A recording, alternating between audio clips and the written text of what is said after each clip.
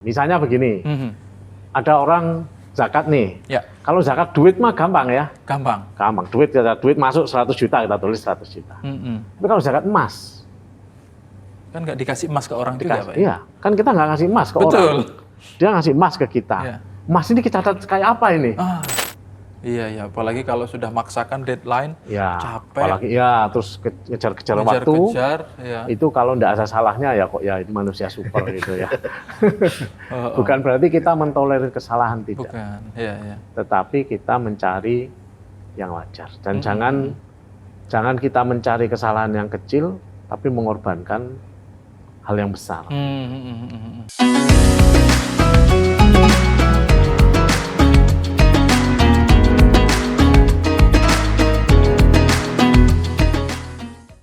Assalamualaikum warahmatullahi wabarakatuh. Apa kabar teman-teman semuanya, warga Nahdlatul Ulama dimanapun Anda berada, para muhibbinnya Lazizun dimanapun Anda berada. Kita akan berbincang mengenai akuntansi zakat saat ini dengan para pakar. Akuntansi zakat ini perlu sekali kita perbincangkan. Untuk Anda yang umum, tentu Anda mengetahui beberapa case mengenai misalnya kasus belakangan ini ada penyelenggara zakat yang menerima dana publik lalu kemudian transfernya ke tempat yang tidak seharusnya. Bahkan ada yang leak atau bocor ke kelompok-kelompok teror. Nah, ini bagaimana sih akuntansi zakat sehingga publik itu bisa aman ketika menyalurkan zakatnya kepada lembaga amil zakat. Nah, ternyata sudah sejauh ini ada perkembangan yang luar biasa dalam mekanisme akuntansi zakat sehingga publik bisa merasa aman ketika menyampaikan zakatnya kepada lembaga amil zakat. Untuk membahas itu kita sudah kedatangan tamu yang luar biasa. Pertama adalah Dr. Haji Muhammad Daud Arif Khan. Assalamualaikum, Kiai. Waalaikumsalam warahmatullahi wabarakatuh. Namanya panjang, saya panggil Kiai aja. Yang kedua adalah Mas Zulhelmi Hussein. Assalamualaikum, Mas. Waalaikumsalam. Nah, teman-teman, kedua narasumber kita ini profilnya luar biasa sekali. Pak Zulhelmi ini ada di Laziznu, terus kemudian di mana lagi, Mas, aktivitas, Mas? Sehari-hari saya di Badan Pengelola Keuangan. Di Badan Pengelola Keuangan Haji. Kalau Pak Doktor Daud Arif Khan ini banyak sekali. Saya punya banyak kartu nama dari beliau. Pertama, beliau ada di Dewan Syariah Nasional MUI, terus di IIKI juga ngajar sebagai wakil rektor. Selanjutnya di BPKH, Member of Supervisor Board atau anggota Dewan Pengawas.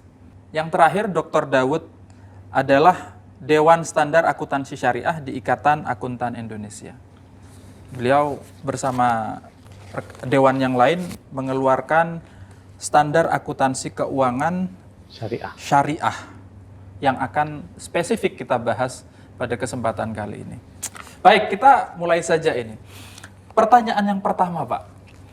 Mengapa penting sekali untuk kita melakukan standarisasi keuangan syariah? Dari Pak Daud. Baik, terima kasih. Jadi setiap entitas itu lembaga organisasi. Okay. Nah, kita sebut saja entitas syariah. Kalau untuk yang syariah itu publik itu ingin tahu ini dikelola dengan benar apa tidak. Uangnya ini berapa asetnya, berapa ekuitasnya, kekayaannya berapa. Kalau ada untung rugi itu untung ruginya berapa. Kalau lembaga amil zakat itu penerimaannya berapa, disalurkan kemana saja. Gitu.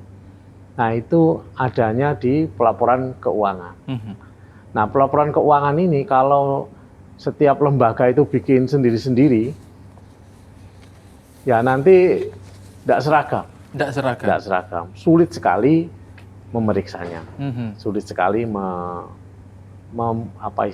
mengauditnya.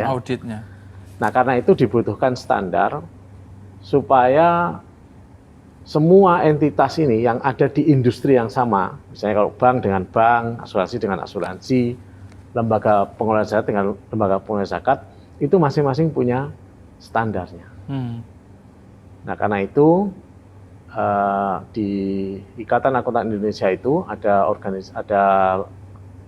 unitnya namanya Dewan Standar Akuntansi Syariah. Nah, itu telah menyusun dan menerbitkan PSAK 109 Akuntansi Zakat. Jadi PSAK 109 itu spesifik membicarakan akuntansi zakat. Spesifik akuntansi zakat dan sedekah. Ya. Artinya di luar 109 ada yang lain. Ada yang lain banyak, ya. Konon tebal sekali itu Pak, Ya, kalau dikumpul. ini segini tebalnya kira-kira itu ya. Jadi SAK itu ada SAK 01, ada SAK 02. SAK 01 itu penyajian laporan keuangan. SAK 02 laporan arus kas. Nanti sampai SAK sekarang sudah sampai 74. Berarti Itu SAK kontrak asuransi. itu kitab sucinya para akuntan. Nah, the Holy Book of The Accountant. Holy Book of Accountant. Nah, itu kitab Itu- sucinya para akuntan. Oh, Tapi khusus untuk akuntansi syariah, Oke. itu punya coupling sendiri. Punya coupling sendiri. Punya coupling sendiri. Dari berapa itu tadi? Khusus untuk akuntansi syariah di atas 100. Di atas 100. Ya. Jadi kalau kita melihat angkanya 101, Oh. PSAK 102, Hmm. 109 contohnya kita ini, itu pasti syariah. Pasti itu Pasti tentang tentang akuntansi syariah. akuntansi syariah. Sekarang sudah sampai PSAK 112. Itu akuntansi wakaf. Itu saya membayangkan lapangan kerjanya mahasiswa syariah. Nah, Makin wah ini ada mahasiswa di sini dan jadi senyum-senyum. beban studi mereka juga. Dan beban studi mereka juga. Semakin banyak yang harus dibaca. Iya betul. Nah, mungkin bisa dijelasin Pak apa urgensinya dalam dan mengapa sampai ada PSAK 101 bahkan 109 itu tadi. Ya, jadi PSAK ini urgensinya tadi saya sampaikan adalah untuk standarisasi ya. Kita itu menyebutnya itu accounting itu the language of business. The language of Nah, business. bahasa bisnis gitu. Menarik. Supaya orang ini membaca laporan keuangan ini dengan cara yang sama. Jangan sampai saya membaca laporan keuangan itu dengan cara yang berbeda. Sehingga penafsirannya juga beda. Oke, masuk the language. Kalau ada standarnya, maka cara baca juga orang akan sama. Nah, ketika orang cara bacanya sama, ya dia bisa menafsiri, oh ini asetnya bagus, oh ini utangnya kok banyak, oh ini kok penyalurannya, ini kok amil kok dapat banyak banget gitu. Nah, kalau di zakat gitu, ini kok amil kok bisa dapat banyak, dari mana ini? Nah, itu bisa ditelusuri. Oke. Jadi alur keuangan larinya kemana itu bisa diketahui. Bisa dari diketahui kalau standar ini diterapkan secara konsisten. Bahkan kalau ada korupsi ketahuan. Bahkan kalau ada korupsi bisa ditemukan. Wah, ini penting sekali ini. Di tengah-tengah, ya kita nggak bicara kasus korupsi lah di Ya. sini. Kita bicara standarisasi keuangan. Nah Mas, kalau misalnya di Lazis nih, di Lazis, ini kan sudah ada standarisasi seperti itu. Sebagai lembaga amil zakatnya NU, itu kita penerapannya ini sudah sejauh mana itu? Ya. Di Lazisnu itu dalam penyajian laporan keuangan kita selalu comply dengan PSAK 109. Mungkin tambah informasi juga sejak 2020 itu kita sudah meraih predikat WTP berturut-turut Wajar tanpa pengecualian dari kantor akuntan publik yang merupakan hasil audit atas laporan keuangan Lazisnu PBNU. Mantap. Nah, ya mantap tadi. Mantap. Kita jadi punya corporate value lah bahasanya. Budaya korporat di Lazisnu itu mantap. M itu modern, A itu amanah, A sama N amanah, T itu transparan, A-nya satu lagi akuntabel, P-nya itu profesional. Nah, jadi itu menjadi corporate value-nya. Oke. Lazisnu. Saya jadi ingat corporate value-nya BUMN itu.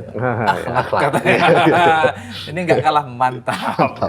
Kalau di Oke, BPK iya. apa? Ikro ya. Ikro. Kalau apa Pak? Di BPK Ikro. Di BPK Ikro. Oke. Ini menarik sekali karena apa namanya sebentar lagi kan kita orang sudah mulai bisa menyalurkan zakat ya melalui berbagai lembaga dan Lazisnu dalam hal ini. Di Lazisnu penyalurannya, kita bicara sedikit penyalurannya itu bagaimana caranya, Mas? Untuk penyaluran kita ada pilar-pilarnya ya, pilar-pilar program. Ada program di ruang lingkup kesehatan, di ruang lingkup sosial dan dakwah, pendidikan seperti beasiswa, kemudian ada juga kebencanaan. Nah, dalam penyaluran itu pada prinsipnya program-program kita itu selalu koheren dengan arah kebijakan maupun juga program-programnya PBNU, sehingga dalam banyak hal, dalam banyak penyaluran itu kita juga bekerja sama dengan lintas lembaga ya, lintas lembaga-lembaga terkait yang memang punya irisan irisan kepentingan ataupun irisan lingkup kerja domain dari pilar-pilar program tadi. Misalnya kalau untuk penyaluran di kesehatan, misalnya bentuknya yaitu bisa pengobatan gratis ataupun contohnya ketika di Cianjur kemarin kita buka posko kesehatan untuk para penyintas gempa, itu kerjasamanya dengan ya LKNU misalnya lembaga kesehatan, begitu juga kebencanaan dengan LPBI dan seterusnya, gitu. Pendidikan dengan Ma'arif. Nah, di konteks itu, ini Lazis sudah menyalurkan kayak gitu. Itu juga diatur, Pak, di dalam PSAK 109, atau bisa dijelaskan lebih jauh ruang lingkupnya atau? Jadi di PSK 109 itu diatur masalah penyaluran, bukan berarti kita mengatur penyalurannya harus seperti apa, tidak.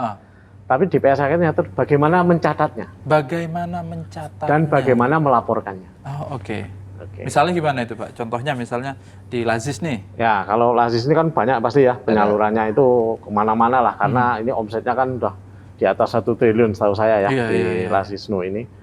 Itu menunjukkan tingkat kepercayaan masyarakat yang semakin tinggi kepada Lazisnu. Apalagi tadi disampaikan mendapatkan opini wajar tanpa pengecualian. Apa itu, Pak? Opini wajar tanpa pengecualian itu artinya? Jadi opini itu diperoleh apabila lembaga itu telah menerapkan standar akuntansi terkait, dalam hal ini WSAK 109 itu secara konsisten dan tidak ada kesalahan saji yang material.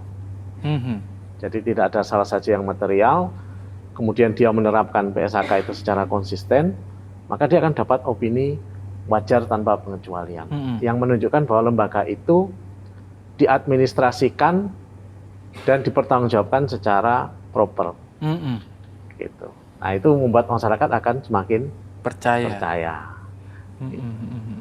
Nah tadi kalau tidak diatur secara spesifik, berarti yang diatur adalah pencatatan atau apanya? Yang kalau diatur caranya mencatat. Caranya mencatatnya. Ya, misalnya begini, ada orang zakat nih. Kalau zakat duit mah gampang ya. Gampang. Duit masuk 100 juta, kita tulis 100 juta. Tapi kalau zakat emas, kan nggak dikasih emas ke orang juga, Pak? Iya, kan kita nggak ngasih emas ke orang. Dia ngasih emas ke kita. Emas ini kita catat kayak apa ini? Nah, itu diatur di PSAK itu semua diatur. Terus bagaimana kalau yang datang itu bukan emas, zakatnya mobil? Zakatnya mobil. Ada, Pak ya? Zakat mobil. Ada nggak? Bisa jadi. Bisa jadi. Atau kambing.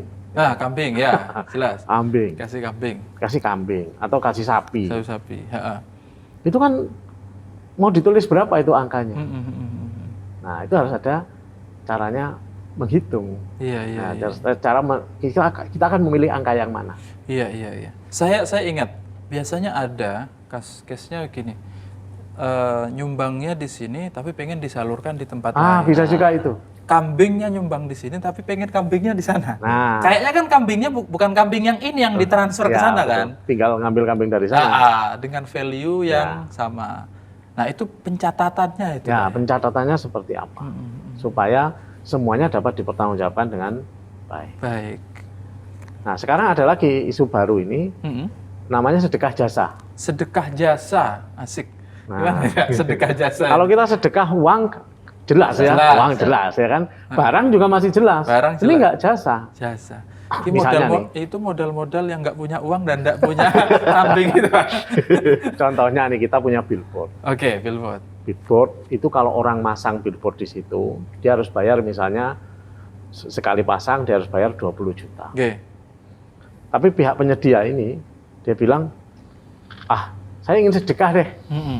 Silahkan lembaga zakat ini pasang di situ iklannya, nggak usah bayar saya, tapi hitung sebagai sedekah saya. Iya ya.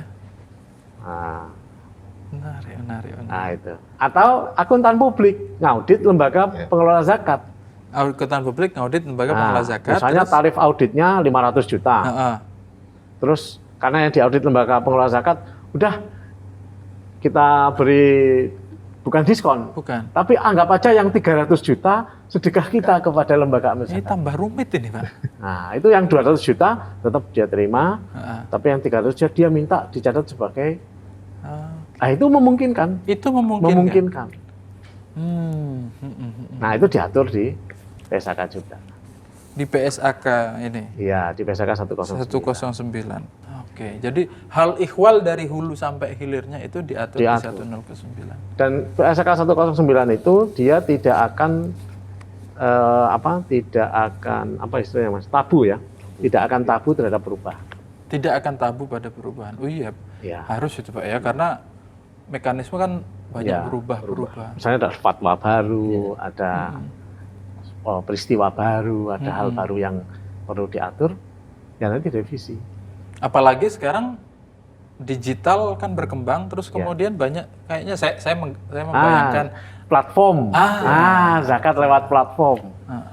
Zakat lewat platform, terus dipotong tuh sama platformnya. Nah, ini gimana? Berapa jatah platform, berapa jatah amil? Iya. Nah, itu bisa dibukukan dengan rapi. Dibukukan. Nah, gitu. Iya. Ini berarti teman-teman yang bekerja di sektor ini harus siap terhadap perubahan-perubahan. Harus siap terhadap perubahan. Menarik sekali. Mungkin bisa ditanya ke beliau nih, mungkin ada nggak penyaluran yang pakai dipiutangkan gitu? Apa? Penyaluran dipiutangkan? Ya, jadi dia itu nggak langsung dikasih tapi diberi pinjaman gitu, ada nggak ya? Semacam Qardul Hasan. Iya. Gitu. Nah, setahu saya kalau di Lazisnu kebetulan belum ada. Belum ada. Tapi itu memungkinkan juga. Ada case begini yang saya tahu ini. Orang bayar zakat melalui platform lain, Lazis misalnya, dengan lembaga filantropi lain. Tapi uangnya kan ada misalnya dengan NU Online kan, Lazis ada bayar zakat lewat NU Online. Uangnya dibayarkan di NU Online, tapi masuk karena waktunya sudah terbatas, jadi harus segera disalurkan, ya kan? Tapi ainul uang itu apa itu? Uangnya itu belum ditransfer oleh NU Online karena mekanisme misalnya dia harus H+1 misalnya gitu. Tapi sekarang sudah 29 Ramadan misalnya kan sudah harus ditransferkan. Semacam dana talangan seperti itu ya. Ada dana talangan. Ya ada. Memang untuk penyaluran yang sifatnya mungkin berbatas waktu tadi ya. Iya, berbatas waktu. Misalnya juga bisa jadi dalam kondisi darurat misalnya. Misalnya terjadi bencana di suatu daerah, kemudian Lazisnu membuka sebuah campaign gitu ya. Cuman mungkin untuk terkumpulnya sejumlah dana tertentu ya. Target itu kan memang butuh waktu. Betul. Sedangkan kondisi darurat ini kan kadang kita nggak bisa tunda ya. Kalau masyarakat korban itu sudah butuh, kalau kita tunggu dulu belum kumpul ya keburu kondisi daruratnya semakin parah seperti itu. Jadi mungkin solusi yang diambil kita menggunakan dana talangan. Dana talangan dari sumber penghimpunan lainnya, bisa jadi dari zakat, infak atau yang lain, dipakai untuk penyaluran ke program kebencanaan ini tadi. Nah, di situ nanti ada mekanisme pencatatan juga ya Pak ya. Bagaimana nanti tinggal direkonsiliasi. Ya. Nah, ini berarti tantangannya adalah bagaimana lembaga amil zakat itu di PSAK 109 itu aware dan mengamalkan. Ya. Ini apa yang dilakukan itu Pak agar memastikan semua lembaga amil itu bisa?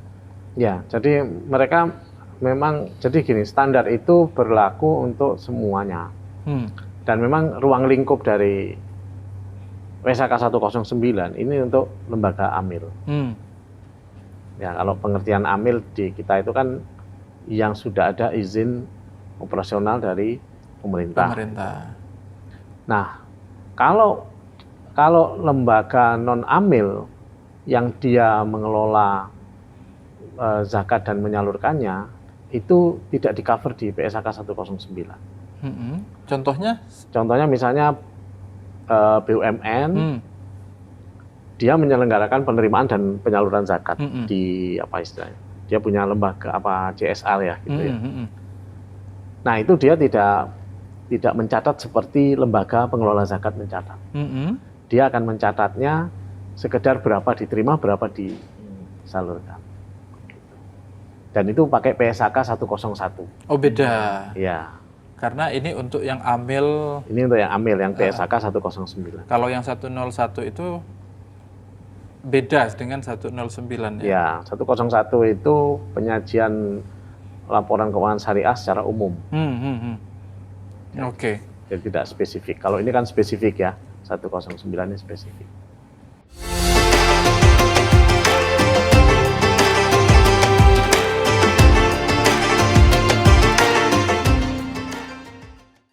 Nah, terus untuk ini apa usaha-usahanya agar ini dilakukan oleh apa namanya para amil itu? Para amil. Ya. Apakah misalnya? Mungkin nanti bisa diperkaya beliau ya. Iya, bisa diperkaya. Jadi setahu saya begini, kan kita di Kemenak ini bukan kita di Indonesia ini di Kemenak ada di Dirjen Bimas Islam. Dirjen Bimas Islam itu sekarang sudah memfasilitasi sosialisasi akuntansi zakat itu melalui buku. Jadi dia bikin buku pedoman akuntansi zakat. Buku ini bukan, Pak? Bukan, bukunya dia punya sendiri. Dan buku itu lebih detail. Kalau ini kan normatifnya. Ya. Dia di situ ada contohnya, ada sarahnya lah ya. Ya, sarahnya. Sarah dari Quran. Sarah dari itu. Oke. Itu gitu. Ada. Jadi itu bisa dipakai. Mungkin sudah punya belum, Pak? Mungkin karena ada baru ya sosialisasi dari Islam. Tapi memang baru itu, baru. Oh, itu baru. Tapi menerapkan PSAK 109 itu sebuah kewajiban ya. Iya. Kalau tidak menerapkan, nanti ketika diaudit tidak dapat opini wajar tanpa pengecualian. Oh, gitu Mas ya? Iya, mungkin menyambung sedikit dari yang pengen disampaikan Pak Yai Daud, bahwa selain audit KAP, Lembaga Amil Zakat ini ada juga namanya audit syariah dari Inspektorat Jenderal Kemenak. Nah, ya mungkin lebih kurang sama ya, kalau KAP ini mungkin objek auditnya itu kewajaran penyajian laporan keuangan, kalau ini mungkin lebih ke syariah compliance-nya gitu. Kepatuhan prinsip-prinsip syariah ya sebenarnya diatur juga di dalam PSAK ini tadi gitu. Jadi saling berkaitan juga sebenarnya. Begitu. Nah, yang mana hasil audit ini juga nantinya akan mempengaruhi ada semacam akreditasinya. Jadi dalam pemberian izin operasional setiap 5 tahun itu ada evaluasinya, ada asesmennya dulu. Yang mengevaluasi Kementerian Agama selaku yang unsur dari pemerintah yang mengeluarkan izin operasional itu, sehingga itu nanti kan kelihatan kalau memang lembaga amil zakat ini patuh dengan ketentuan SAK syariah ini, tentu hasil auditnya itu juga akan bagus gitu ya.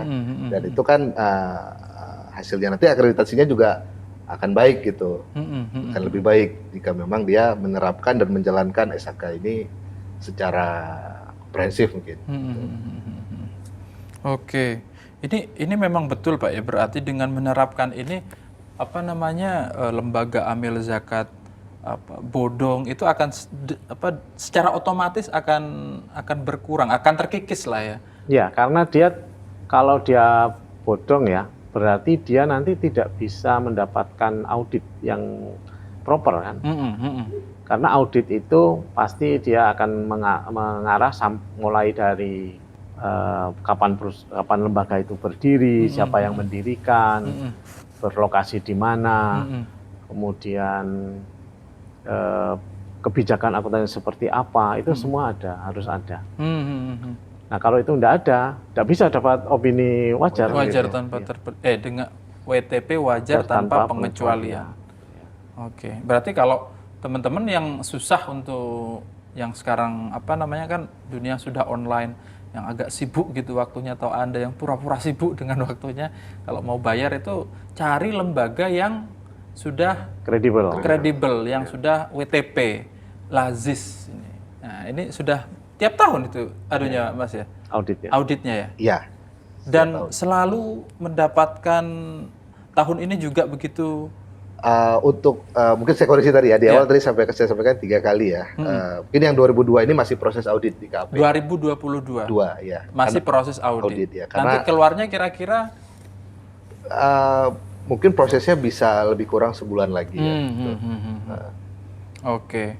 Ya, dan dengan opini WTP itu artinya itu sudah diakui secara publik.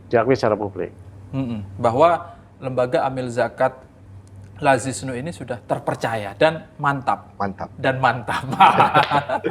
Oke. Selanjutnya bagaimana cara menerapkan PSAK 109 untuk para amil zakat? Apakah dapat dijadikan sebagai sumber hukum pengelolaan zakat? Ya, kalau penerapannya tadi saya sampaikan bisa merujuk ke buku pedoman itu. Sebenarnya buku pedoman itu sebenarnya bukan ini promosi buku pedoman, tidak ya. Tapi daripada tidak punya rujukan. Iya, daripada salah juga Pak, uang publik kan.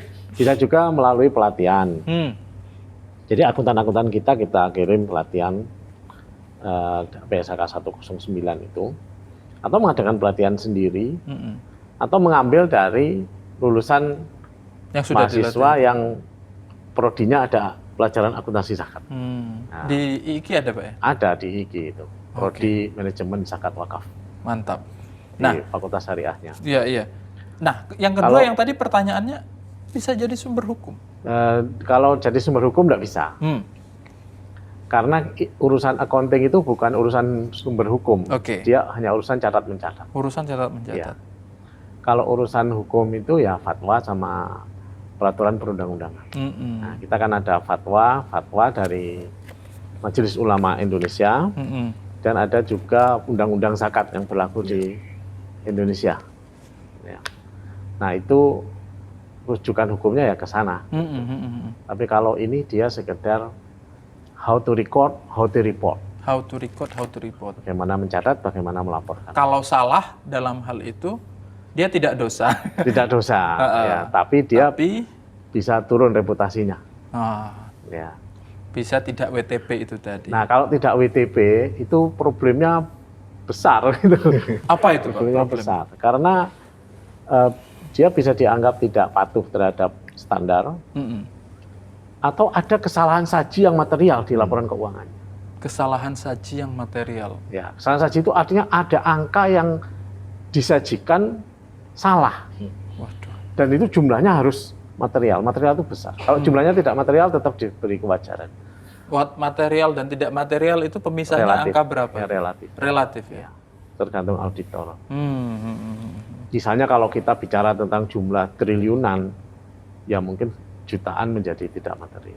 Tapi kalau kita bicara jutaan ya, ratusan ribu bisa material. Bisa material. Iya. Karena manusia itu tempat salah dan lupa. Jadi ada hal yang bisa dimaklumi. Sebab transaksi yang terjadi itu kan ratusan, bahkan mungkin ribuan, bahkan mungkin puluhan ribu transaksi. Kok bener semua itu ya, kayaknya kok ya apa ya gitu ajaib gitu ya. Sebab al-insan makhluk khatir. Kalau kita nyatet tuh Mas, pagi sampai jam 10 sampai jam 11, masih benar semua itu. Inputting data ini. Iya. Tapi kalau sudah begitu sudah selesai makan siang, itu mulai 347, kita harus 374. Apalagi kalau 257 itu sering salah jadi 275. Begitu Pak ya? Iya. Dan itu kesalahan yang paling umum Maksudnya polanya 257 yang sering jadi 275? Iya. Oke. Artinya yang melibatkan angka 5. 5-nya di depan, kemudian salah ketik ditaruh di belakang. Oke. Itu kesalahan yang paling umum. Iya, ya, apalagi kalau sudah maksakan deadline, Ya, capek, apalagi ya terus ngejar-kejar waktu. ya. Itu kalau enggak ada salahnya ya kok ya itu manusia super gitu ya. Bukan berarti kita mentolerir kesalahan, tidak. Bukan, ya. Tetapi kita mencari yang wajar dan jangan kita mencari kesalahan yang kecil tapi mengorbankan hal yang besar. Jadi kebutuhan laporan keuangan kan besar. Ya. Salah-salah sedikit itu makfu kalau di makfu. accounting ya. Tidak boleh, jangan pakai dalil itu fama ya'mal mithqala dzarratin khairan yarah, fama ya'mal mithqala dzarratin syarran yarah. Enggak bisa di accounting. Enggak bisa. Ya. Pakailah dalil ma ja'alna 'alaikum fid-din min kharaj gitu ya. Tuhan itu tidak membuat kesulitan kok dalam agama. Yuridu mau bikumul yusra. Wala yuridu bikumul usra. Betul. Wah, ini menarik sekali ya. Tapi itu nggak sesantai itu, nggak sesantai kita ngobrol ini kalau pada prakteknya. Saya ngelihat teman-teman akuntan saya itu, teman-teman yang di Lazis itu kalau sudah deadline itu kayaknya susah. Kebenaran tetap diperjuangkan. Betul. Kebenaran tetap diperjuangkan. Siap. Nah, ini Mas ngomong-ngomong tentang zakat Lazis nih Mas, tentang zakat Lazis. Ini sepertinya kan banyak sekali platform yang dibuka ya. Di era digital saat ini. Kalau kita ingin bayar zakat ke Lazis saat ini, kan ini sudah WTP lah ya, sudah mantap gitu. Nah, itu via apa saja yang mudah sekali untuk kita jangkau, Mas? Yang pertama kali dan yang paling utamanya itu kita punya website platform, namanya itu nuker.id. Nah, di situ bisa langsung ada fitur kalkulator zakatnya juga. Kemudian bisa juga pembayaran langsung dihubungkan ke payment gateway-nya, jadi nanti bisa pembayaran melalui kartu debit atau transfer dan sebagainya bisa diarahkan. Kita juga kerjasama dengan Endo Online, di aplikasi Endo Online ada fitur juga untuk penyaluran ZIS melalui yang nanti akan dikelola oleh Lazisno. Kemudian di berbagai e-commerce, Tokopedia, Shopee, kemudian juga di mobile banking kita ada di BSI, bank BSI. Kemudian mungkin ada beberapa perbankan lain juga yang sedang. Apa namanya yang baru itu Nucash. Nucash, iya. Aplikasi Nucash juga. Mungkin kita juga sedang jajaki beberapa kerjasama baru dengan beberapa perbankan untuk membuka fitur pembayaran zakat, pembayaran ZIS melalui Lazisno di aplikasi mobile banking. Mantap. Jadi udah sangat gampang, bisa sambil tiduran bayar zakat, nggak perlu harus datang ke kantor dan sebagainya gitu. Jadi sangat mudah. Sangat mudah. Cuma Anda harus pastikan punya uangnya untuk bayar ya. Itu penting sekali, syarat utama itu. Jadi bayarnya melalui apa aja, pilihannya banyak. Melalui tadi Nuker langsung di websitenya juga bisa, NU Online juga bisa, Nucash bisa, terus platform-platform yang lain perbankan juga bisa, banyak sekali. Nah, itu kalau dikembalikan kepada bagaimana penerapan PSAK di Lazisno, mekanisme seperti itu dengan akrobatik karena maksudnya dunia digital makin ini pembayarannya via apa saja bisa masuk, terus pendonasiannya, penyampaiannya zakat itu tadi sudah dijelaskan. Itu masih itu sesuai dengan PSAK 109 praktek itu. Praktek itu tidak ada kaitannya dengan kesesuaian dengan PSAK-nya. Yang kesesuaian dengan PSAK-nya adalah bagaimana Anda mencatat praktek. Bagaimana Anda mencatat itu. Ya. Bagaimana mencatat praktek itu. Misalnya tadi kalau ada pakai platform ya, pakai platform, itu kita kan harus menentukan mana yang disebut penerimaan zakat itu yang mana. Apakah setoran dari dari muzaki totalnya, atau yang masuk ke kita setelah dipotong sama platform. Nah itu nanti menentukan berapa potongan nilai yang akan diambil oleh amil, karena penyaluran ke amil nanti. Jadi misalnya nih ya, saya beri contoh sederhana nih ya. Duit masuk dari platform 100 juta. 100 juta. Sama platform dipotong katakanlah 5%. 5%. Berarti 5 juta. 5 juta. 5 juta. Berarti kan masuk ke Lazisnu 95 juta. juta. Nah, ketika di Lazisnu ini, pencatatan penerimaan zakatnya itu 95 juta apa 100 juta? Itu harusnya dia catat tetap 100 juta. Nanti yang 5 juta itu menjadi beban. Bebannya? Jadi biaya. Biaya ini ditanggung oleh amil. Amil tetap akan mengambil bagian 12,5% dari 100 juta. Nah, 12,5 juta. Dia dapat net 7,5 juta. Karena itu kalau dihitung, kalau salah hitung nanti 95 dikurangi 12% lagi. Nah, gitu. Nah, bisa nggak jangkep zakat. Oke. Baik, teman-teman, ada satu pertanyaan yang menarik dari teman kita. Bagaimana cara agar para amil ini meningkatkan kepercayaan terhadap muzakkinya, agar para muzaki, orang yang mau zakat itu merasa lebih aman ketika dia menyalurkan zakatnya melalui lembaga amil zakat tertentu. Nah, ini langsung aja nih, langsung kita tanya kepada Lazis, apa strateginya biar masyarakat makin pede? Wah, Lazis ini stop punyanya NU, WTP mantap. Wah, atau gimana strateginya? Silakan. Mungkin yang utama itu juga adalah pelaporan tadi ya. Pelaporan. Kita di Mantap tadi itu kan ada transparan dan ada akuntabel ya. Nah, dua value ini kan cara untuk membuktikannya kepada masyarakat ya dengan pelaporan tadi. Semakin baik penyajian laporannya, kemudian hasil auditnya juga WTP terus gitu ya, kita upayakan, itu juga bisa mendongkrak kepercayaan publik untuk menyalurkan ZIS lah melalui Lazisnu. Selain itu, mungkin juga kita branding di sosial media. Di sosial media. Sosial media itu juga vital ya, karena sekarang ini kan eranya netizen ya. Ya. Eranya netizen berkuasa lah ya. Netizen berkuasa, sehingga apapun yang diangkat diangkat ke sosial media itu cenderung menjadi perbincangan gitu. Ya salah satu strateginya kita juga perlu marketing communication tadi ya. Marketing communication. Bagaimana merawat kepercayaan publik melalui kanal-kanal komunikasi dengan netizen tadi, gitu. Itu mungkin. Termasuk juga tadi itu strateginya mungkin kolaborasi dengan lembaga-lembaga lain, Mas. Ya, jadi memang arahan dari PBNU bahwa segala bentuk program kegiatan di Lazisnu itu harus koheren. Koheren dengan arah-arah kebijakan dengan program besarnya PBNU juga, sehingga itu mungkin lebih saya teringat sambutannya Gus Yahya dulu, leverage, menaikkan daya dongkrak,